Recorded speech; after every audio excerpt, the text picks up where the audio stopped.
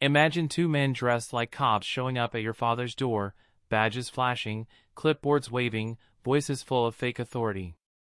That happened last night. But they didn't expect me to be the one answering. It started when my dad, a retired black veteran, opened the door to find two so-called HOA enforcement officers. They weren't real cops, though they sure acted like it. Tactical vests, shiny badges, and threats about violations no one had ever heard of. My father tried to reason with them. But their voices grew louder, their demands harsher. Sign these papers. Pay these fines. Or else. They thought an old man would fold. That's when I stepped forward. I'm Adrian Harris, United States Navy SEAL. And intimidation doesn't work on me. The moment I appeared in the doorway, their confidence cracked. They puffed their chests, waving clipboards like weapons, but I didn't move.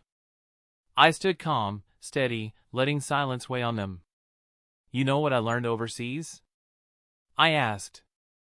Real authority doesn't need to yell. Real power doesn't hide behind costumes. And you? You're nothing but cowards in fake uniforms. The crowd of neighbors started filming. Phones up, whispers spreading. And under that spotlight, the imposters started to sweat. I pressed harder. Who sent you? One of them broke. It was the HOA board, he stammered. His partner tried to shut him up, but it was too late. The truth was out. The neighborhood gasped. People shouted, "Got it on video!"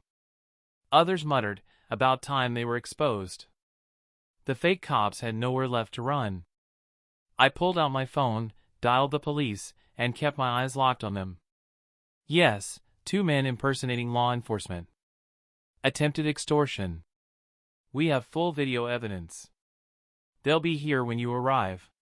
Minutes later, red and blue lights flashed across the street. Real officers cuffed the imposters while the neighbors cheered.